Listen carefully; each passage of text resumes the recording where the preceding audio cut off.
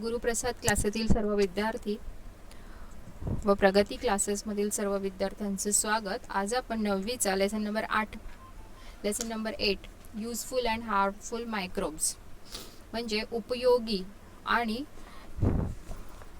अनुपयोगी सूक्ष्मजीव यांचा अभ्यास करणार आहोत. What is mean by microbes and what are their characteristics. तर मायक्रोब्स म्हणजे काय, तर सूक्ष्मजीव. सूक्ष्मजीव कशाला म्हणतात आणि त्यांची वैशिष्ट्य काय आहेत. तर सूक्ष्मजीव म्हणजे डोळ्यांनी न दिसणारे, डोळ्यांना नाही दिसत, एकदम सूक्ष्म असतात, म्हणूनच त्यांना आपण सूक्ष्मजीव म्हणतो. तर डोळ्यांनी न दिसणारे पण अवतीभोवती सर्व ठिकाणी असणारे जे सजीव आहेत त्यांना आपण सूक्ष्मजीव असं म्हणतो. आणि हे आपण कुठे ऑब्झर्व करतो, तर मायक्रोस्कोप खाली. आपल्याला हे मायक्रोस्कोप खाली दिसतात आणि त्यांच्या वैशिष्ट्य आपण आता या पाठामध्ये अभ्यासणार आहोत. You are familiar with different types of microbes which are all around us but cannot be seen with our eyes. In what way are they related to our everyday life? आता हे सर्व आपण या पाठात शिकणार आहोत की आपल्या अवतीभोवती कोणते आपल्याला सूक्ष्मजीव दिसतात आणि आहेत त्यांचा अभ्यास करूया, जे आपल्या दररोजच्या लाईफमध्ये येतात. युजफुल मायक्रो ऑर्गॅनिझम्स, तर जे सूक्ष्मजीव आहेत ते काही उपयोगी आहेत, तर काही जे असतात हे आपल्या शरीराला घातक असतात. तर पहिला जो पॉईंट आहे तो आपण बघूया. Useful micro organisms. लॅक्टोबॅसिलाय हे मायक्रोब म्हणजे सूक्ष्मजीवाणूचं नाव आहे. लॅक्टोबॅसिलाय जे युजफुल मायक्रो ऑर्गॅनिझम्समध्ये येतात. Smear a drop of fresh buttermilk on a glass slide, stain it with methylene blue and put a cover slip over it. एक बटर मिल्क म्हणजे ताकाचा एक थेंब एका काचपट्टीवर घ्या आणि त्याच्यावर थोडेसे मिथिलीन ब्ल्यू टाकून त्याच्यावर एक कवर स्लिप ठेवू आणि मायक्रोस्कोप उच्च दर्जाचे जे भिंग आहे, पहिले 10x भिंगाने आणि त्याच्यानंतर आणखीन त्याच्यापेक्षा उच्च दर्जाचं भिंग 60x याने आपण त्याचं ऑब्झर्वेशन करूया. Did you notice the blue rod shape organisms moving around. हे इथे तुम्हाला दिसत आहेत, त्याचं शेप दंडगोलाकृती आणि ब्ल्यू म्हणजे निळ्या रंगाचे. आणि they are Did you notice the blue rod shape organisms moving around? They are lactobacilli. तर हे जे तुम्हाला त्या ताकाच्या थेंबामध्ये सूक्ष्मदर्शिकेखाली दिसतील हे काय आहेत, लॅक्टोबॅसिलाय जीवाणू आहेत. दे आर मायन्यूट, खूप स्मॉल असतात, सूक्ष्म असतात आणि रेक्टँग्युलर इन शेप म्हणजे यांचा जो शेप आहे हा कसा आहे, आयताकृती शेपमध्ये हे असतात. Lactobacilli are anaerobic bacteria, that is they can produce energy without use of oxygen. anaerobic म्हणजे ते त्यांचे स्वतःचे जे अन्न आहे किंवा एनर्जी जी आहे ती प्रोड्यूस स्वतः करतात, but without use of oxygen. त्यांना अनएरोबिक म्हणतात. ऑक्सिजनचा यूज न करता ते एनर्जी प्रोड्यूस करू शकतात आणि म्हणून लॅक्टोबॅसिलाय हे अनएरोबिक या गटात मोडतात. How is yoghurt made from milk and what exactly happen in this process. आता ह्या पॉईंटमध्ये आपण टॉपिकमध्ये दुधापासून दही कशी बनवतात आणि नक्की काय होतं त्या प्रोसेसमध्ये ते पाहूया. The lactobacilli convert lactose the sugar in the milk into lactic acid. तर ज्यावेळेस दुधाची दही बनते त्यावेळेस दुधामधली जी साखर आहे जिला लॅक्टोज म्हणतात त्या लॅक्टोजचं कन्व्हर्शन होतं लॅक्टिक ॲसिडमध्ये. आणि हे कन्व्हर्शन कोण करतं, तर लॅक्टोबॅसिलाय जीवाणू. हे जे सूक्ष्मजीव जे असतात हे दुधातील साखरेचं आम्लामध्ये रूपांतर करतात आणि ह्याच प्रोसेसला फर्मेंटेशन असं म्हणतात, म्हणजेच किण्वन प्रक्रिया. As a result, the pH of the milk decrease, causing coagulation of milk proteins, and thus milk proteins are separated from other constituents of milk. तर ही फर्मेंटेशन जेव्हा क्रिया होते तेव्हा काय होतं, एक गोळा तयार होतो. जी मिल्कची pH व्हॅल्यू आहे ही कमी होते आणि कोॲग्युलेशन म्हणजे एक घट्ट असा गोळा बनतो दुधाचा. आणि हे जे मिल्क प्रोटीन्स आहेत हे याचा गोळा बनतो आणि त्या बाकीच्या कन्स्टिट्युएंट्स पासून हे काय होतात, दुधामधल्या बाकीच्या कन्स्टिट्युएंट्स पासून हे वेगळे होतात. And this is what happens when milk changes into yoghurt. आणि अशा प्रकारे दुधाची दही बनते. तर दुधाची दही बनताना लॅक्टोजचं लॅक्टिक ॲसिडमध्ये रूपांतर होतं, जे लॅक्टोबॅसिलाय हे सूक्ष्मजीव करतात. Yoghurt has a specific sour taste due to lactic acid. तर दह्यामध्ये लॅक्टिक ॲसिड असतं, त्याच्यामुळे त्या दह्याला एक आंबटशी अशी चव असते आणि pH व्हॅल्यू जी आहे ती कमी असते दहीमध्ये. So the low pH destroys harmful microbes present in the milk. आणि मिल्कमधले जे हार्मफुल मायक्रोब्स असतात, जे आपल्या शरीराला घातक असतात, त्यांचा सुद्धा नाश हे जीवाणू करतात. Understand? Why do doctors advise you to have yogurt or buttermilk if you have indigestion or abdominal discomfort? म्हणजे ज्यावेळेस तुमच्या पोटामध्ये बिघाड होतो, पचनाचा काही प्रॉब्लेम होतो, त्यावेळेस तुम्हाला डॉक्टर दही किंवा ताक प्यायला काय सांगतात? तर दह्यामध्ये किंवा ताकामध्ये लॅक्टोबॅसिलाई हे जीवाणू असतात, बरोबर. आणि हे जीवाणू शरीरातील जे अन्नमार्ग आहे त्याच्यामध्ये जे घातक जीवाणू आहेत त्यांचा नाश करतात आणि आपली रोगप्रतिकारक क्षमता वाढवतात. त्यामुळे अशा वेळेस पोटाचे ज्यावेळेस आजार असतात त्यावेळेस डॉक्टर काय सांगतात की तुम्ही दही किंवा ताक हे पचण्यासही हलके असते म्हणून घ्यायला सांगतात. Sometimes yogurts becomes bitter and froths up. Why does this happen? काही वेळेला दही आपल्याला अशी बुळबुळीत किंवा तिला असा वेगळाच असा कडवट वास येतो. तर असं का होतं? तर ज्यावेळेस त्या दह्याला कडवट वास येतो किंवा ती अशी आपल्याला गुळगुळीत लागते त्यावेळेस त्याच्यातले लॅक्टोबॅसिलाई हे जीवाणू मरतात आणि तिथे जे शरीराला घातक जीवाणू असतात, दॅट इज क्लॉस्ट्रिडियम म्हणून जे जीवाणू आपल्या शरीराला घातक असतात त्यांची निर्मिती होते. आणि त्यामुळे असं जर दही तिथे तुम्हाला वाटत असेल तर ते दही खाऊ नये किंवा त्या दह्यामुळे आपल्या शरीराला काही आजार होण्याची शक्यता असते. Which different milk products are obtained at home by fermentation of the cream from the milk? तर दुधापासून आपण काय फर्मेंटेशन प्रोसेसने काय बनवू शकतो? तर दुधापासून आपण दही, ताक, श्रीखंड, लोणी असे विविध पदार्थ फर्मेंटेशनद्वारे बनवू शकतो. What is mean by probiotic yogurts and other foodstuffs that are popular nowadays? आता आपण टीव्हीवर ॲड वगैरे बघतो की प्रोबायोटिक दही. तर त्याच्यामध्ये काय असतं? तर हे जे युजफुल मायक्रोब्स आहेत म्हणजे कोणते lactobacilli are added to these eatables and such eatables are healthy because they kill the harmful bacteria like clostridium in the alimentary canal and help to improve our immunity. तर हे जे probiotic yogurt जे आपण advertise बघतो त्याच्यामध्ये लॅक्टोबॅसिलाई हे जीवाणू हे सूक्ष्मजीव असतात आणि हे जे सूक्ष्मजीव असतात हे हेल्दी असतात आणि हार्मफुल बॅक्टेरियाला ते काय करतात? मारतात आणि आपली रोगप्रतिकारक क्षमता म्हणजे इम्युनिटी पॉवर वाढवतात. युजेस ऑफ लॅक्टोबॅसिलाई जीवाणू जे आहेत त्यांचे आपल्याला काय फायदे आहेत? तर various milk products like yoghurt, butter milk, ghee, cheese, shrikhand etcetera can be obtain by fermentation of milk. तर दुधापासून हे सर्व बनवण्यासाठी आपल्याला लॅक्टोबॅसिलाई या जीवाणूंचा उपयोग होतो. Lactobacilli fermentation is useful for large scale production of cider, cocoa, pickle of vegetable etcetera. तर काही भाज्यांचे लोणचे बनवण्यासाठी कोको, सायडर यांचं प्रोडक्शन म्हणजे यांचं उत्पादन करण्यासाठी लॅक्टोबॅसिलाई जीवाणूंचा उपयोग होतो. Lactobacilli and some other useful microbes taken together are use to treat abdominal discomfort.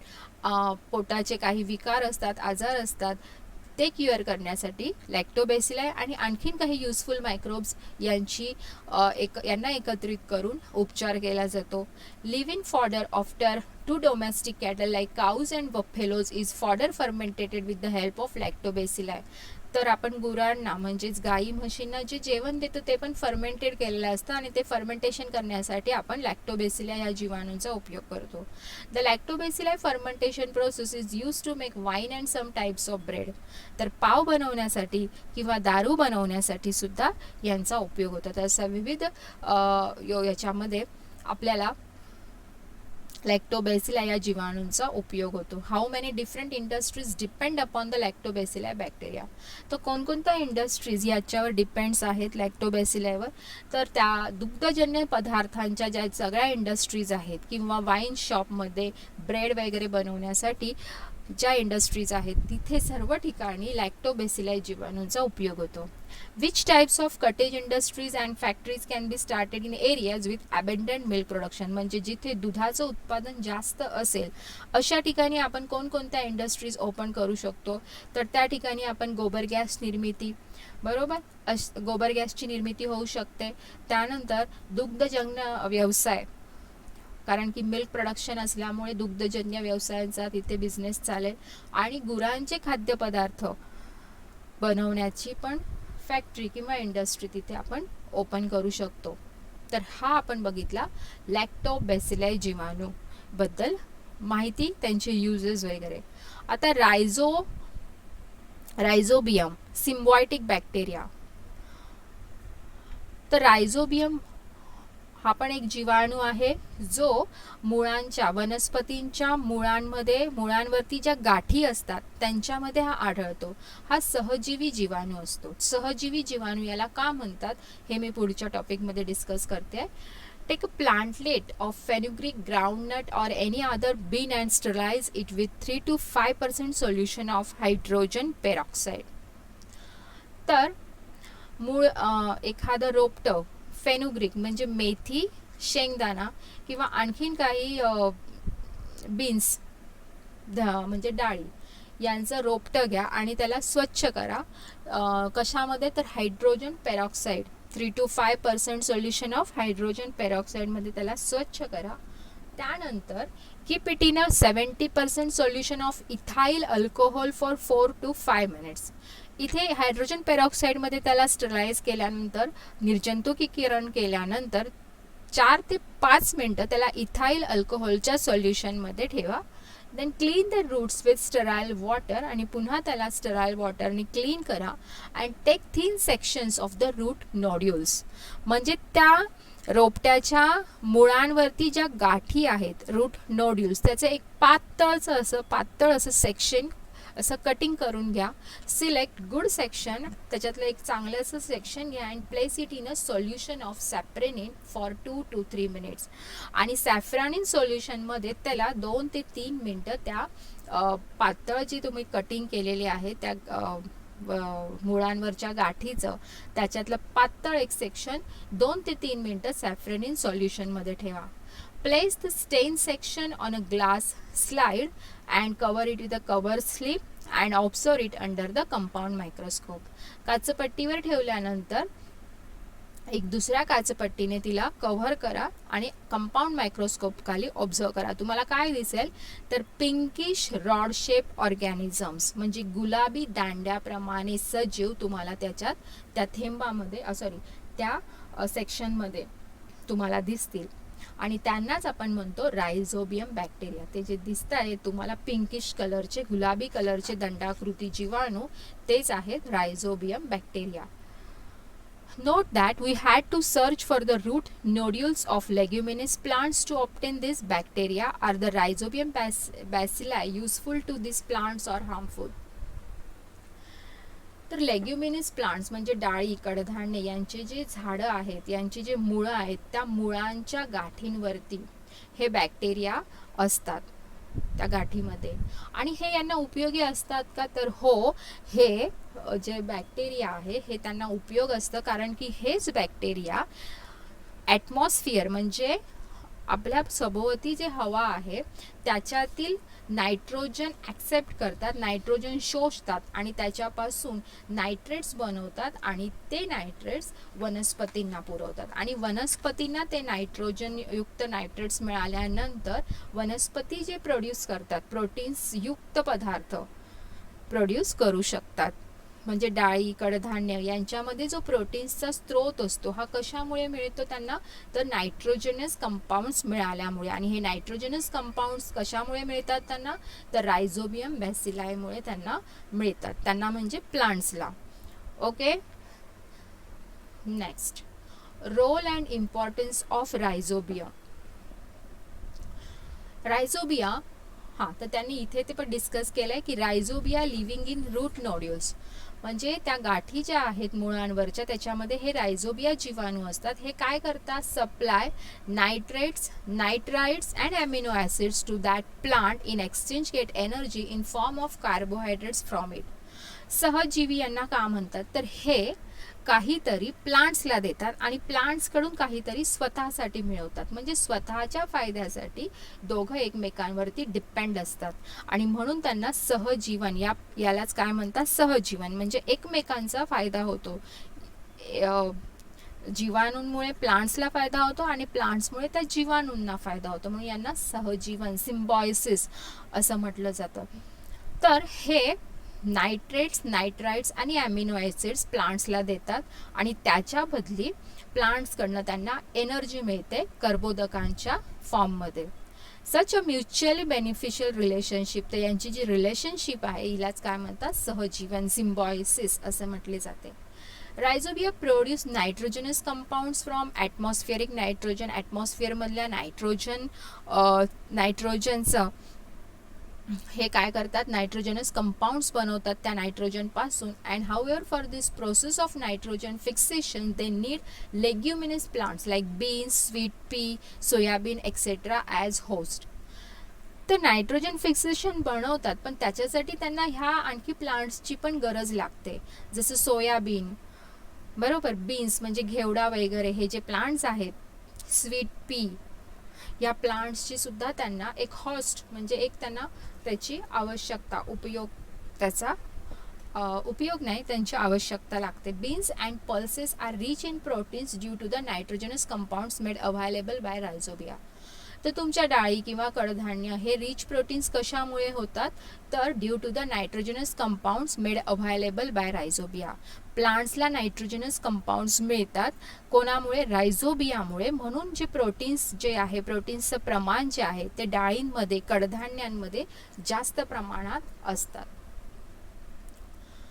After harvesting a leguminous crop, leguminous म्हणजे कडधान्य जेव्हा शेतामधनं काढली जातात कडधान्यांची पिकं, त्यावेळेस जे रूट्स असतात तर ते जमिनीमधनं ते कापतात, पण जे रूट्स म्हणजे मुळं आहेत ते झाडं कापल्यानंतर, कडधान्यांची झाडं कापल्यानंतर जे रूट्स आहेत, मुळं आहेत किंवा आणखी काही जमिनीमध्ये ते प्लांट्सचे पार्ट्स आहेत ते तसेच ठेवतात. तर त्याचा उपयोग काय होतो, तर त्याच्यामुळे जीवाणूंची जी संख्या आहे जमिनीमधली ती तशीच राहते आणि त्यामुळे केमिकल फर्टिलायझर्स जास्त वापरावे लागत नाही, कारण जेवढे केमिकल फर्टिलायझर्स आपण वापरतो तेवढा त्याचा दुष्परिणाम होतो. Understand. After harvesting a leguminous crop the left over roots म्हणजे त्या प्लांट्स कापल्यानंतर त्यांचे जे मुळं राहतात किंवा बाकीचे अदर प्लांट पार्ट्स आहेत, deliberated dump in farm soil to maintain its bacterial population, तर त्यांना जमिनीमध्येच गाडलं जातं, डंप केलं जातं, बिकॉज बॅक्टेरियल पॉप्युलेशन, जीवाणूंची संख्या तशीच राहावी म्हणून, कारण त्या मुळांमध्ये बॅक्टेरिया असतात. The use of the rhizobium has help to reduce the use of chemical fertilizers. त्या रायझोबियममुळे, त्या जीवाणूंमुळे केमिकल फर्टिलायझर्सचा दुष्परिणाम टाळला जातो and thereby their adverse effects, बरोबर, दुष्परिणाम टाळला जातो केमिकल फर्टिलायझर जर कमी प्रमाणात यूज केलं तर. And it has also help to reduce expenses on fertilizers and thus works to the benefit of farmer. आणि त्या जीवाणूंमुळे त्यांचा जो खर्च आहे कशावरती, फर्टिलायझर्सवरचा जो खर्च होतो शेतकऱ्यांचा तोही कमी प्रमाणात होतो. अशा तऱ्हेने फार्मर्सला ह्या जीवाणूंचा फायदा होतो. Nowadays seeds are coated with rhizobial solution और पावडर बिफोर सोईंग. आताच्या काळामध्ये काय केलं जातं, तर रायझोबियम जीवाणूंचं सोल्युशन किंवा पावडर ही त्या सीड्सलाच कोट केलेली असते आणि त्यामुळे जेव्हा त्या बियांना आपण जमिनीमध्ये रोवतो, after sowing rhizobia enter the plantlets, तर त्या रायझोबियम जीवाणू असतात त्या प्लांट्समध्ये एंटर होतात and this is called rhizobial inoculation, म्हणजे लसीकरण म्हणतात. This experiment has help in the supply of nitrogen to cereals and other crops beside leguminous crops. तर यांच्यामुळे काय होतं, नायट्रोजनस कंपाऊंड्स प्लांट्सला पटकन मिळू शकतात.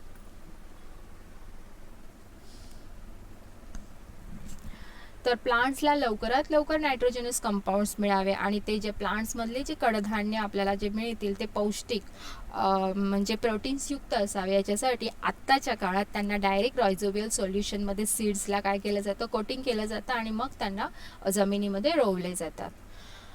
आता आपण बघणार आहोत ईस्ट म्हणजे काय, किण्व. आपण दोन जीवाणू बघितले, लॅक्टोबॅसिली आणि रायझोबियम. आता किण्व आणि किण्वन प्रक्रिया याबद्दल आपण माहिती घेऊया. Bring active dry yeast from the market. तुम्ही मार्केटमधनं किण्व घेऊन या आणि mix a spoonful of yeast 2 spoonful sugar with a sufficient quantity of lukewarm water in the bottle.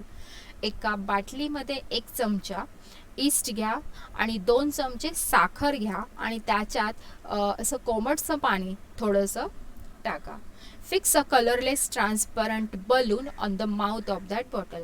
त्या बाटलीमध्ये तुम्ही ईस्ट टाकलं, 2 चमचे साखर आणि थोडंसं पाणी टाकल्यानंतर त्या बाटलीच्या वरती एक फुगा, ट्रान्सपरंट फुगा अशा प्रकारे बांधा की त्याच्यामुळे ती बाटली जी आहे ती टाईट होईल. त्याचं वरती what changes do you observe after 10 minutes. आणि 10 मिनिटानंतर तुम्हाला काय दिसेल, तर 10 मिनिटानंतर तुम्हाला असं दिसेल की जो फुगा होता तो काय होतो, फुगतो.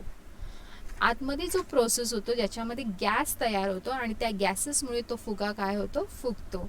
Mix lime water with the gas accumulated in the balloon. आता बलूनमध्ये जो गॅस गेला आहे, ज्याच्यामुळे बलून फुगला आहे, तो बलून काढा आणि त्या बलूनमध्ये तुम्ही लाईम वॉटर म्हणजे काय, चुन्याची निवळीचं सोल्युशन पाणी टाका आणि मग ते पाणी तुम्ही एका बीकरमध्ये कलेक्ट करा. तुम्हाला ती चुन्याची निवळी सफेद झालेली दिसेल. आता काय करा, take a drop of the solution from the bottle on a glass slide. आणि त्या बीकरमधल्या सोल्युशनमधला 1 ड्रॉप तुम्ही काचपट्टीवर घ्या आणि तिला मायक्रोस्कोप खाली ऑब्झर्व करा. Store the solution in the bottle carefully. Do you see the colourless oval cell of yeast on the slide. तुम्हाला काय दिसेल, तर ओव्हल शेप म्हणजे लंबगोलाकार अशा पेशी दिसतील ज्यांना कलरही नाहीये, कलरलेस आहेत. त्या पेशी म्हणजेच काय आहे, त्या ईस्टच्या पेशी असतात. Some of those cells may have small round bodies attached to them. आणि काही ज्या पेशी आहेत त्यांना एक असे गोलाकार, अशा पेशी दिसणार तुम्हाला ज्या कलरलेस आहेत आणि एक गोलाकार अजून भाग त्यांना चिकटलेला दिसतो. प्रत्येक पेशीला एक गोलाकार भाग चिकटलेला दिसतो. Okay. Some of those cells may have small round bodies attached to them. These are new daughter cells. तर ह्या काय आहेत, नवीन सेल्स असतात. These are new daughter cells of yeast in the process of formation. This method of asexual reproduction is called budding. म्हणजे अलैंगिक पद्धतीने याच्यामध्ये reproduction होत असतं किण्वच्या पेशीमध्ये, ज्याला बडिंग असे म्हणतात. Yeast is a heterotrophic fungal microbe that grows on carbon compound. Yeast काय आहे, परपोषी कवकीय सूक्ष्मजीव, कवकधर्मीय सूक्ष्मजीव आहे.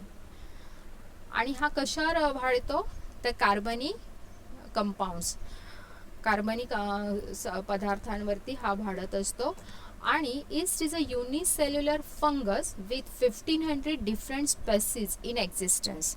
एकपेशीय, परपोषी, कवकीय म्हणजे कवकचे सगळे गुणधर्म या सूक्ष्मजीवामध्ये असतात. कवकधर्मी आहे आणि याच्या किती जाती आहेत, तर 1500 जाती आहेत कवकच्या.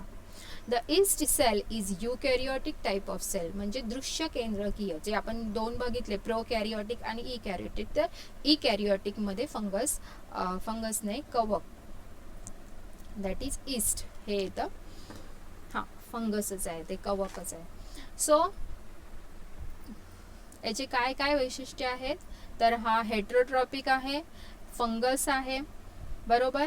त्यानंतर युनिसेल्युलर, इकॅरियोटिक आणि याच्या किती जाती आढळतात, 1500. In the above experiment yeast grows and multiple very quickly due to the carbon compound. जो इथे आपण हे बघितलं, इथे गॅस रिलीज होतं, जे एक्सपेरिमेंट आपण बघितला त्या बाटलीचा, याच्यामध्ये ईस्ट जे आहे हे पटापट ग्रो का होतं तर त्याच्यामध्ये आपण साखर टाकले आणि हा साखरेमध्ये काय असतात, कार्बन कंपाऊंड्स असतात आणि कार्बन कंपाऊंड्समध्ये कंपाऊंड्समुळे ईस्टची पटापट वाढ होते. Yeast grows and multiple very quickly due to the carbon compounds in the sugar solution. In the process of obtaining nutrition म्हणजे स्वतःला पोषण तत्व मिळवण्यासाठी yeast cells convert the carbohydrates in that solution into alcohol and carbon dioxide म्हणजे स्वतःचे पोषण करताना ते काय करतात तर कार्बोहायड्रेट्सचे रूपांतर अल्कोहोल आणि कार्बन डायऑक्साईडमध्ये करतात. त्याच प्रोसेसला फर्मेंटेशन असं म्हणतो. जसं आपण जेव्हा आपण इडलीचं पीठ रात्री ठेवतो तर ते सकाळी असं फुगून गेल्यासारखं दिसतं आपल्याला, तर त्याच्यावर काय तयार होतो, गॅस, कार्बन डायऑक्साईड हा गॅस तयार झालेला दिसतो. तर ह्याच प्रोसेसला किण्वन प्रक्रिया म्हणतात. तर किण्वन प्रक्रियेमध्ये काय होतं तर हे जे पेशी आहेत हे स्वतःचं पोषण करत असताना कार्बोहायड्रेट्सचं कन्व्हर्शन करतात अल्कोहोल आणि कार्बन डायऑक्साईडमध्ये.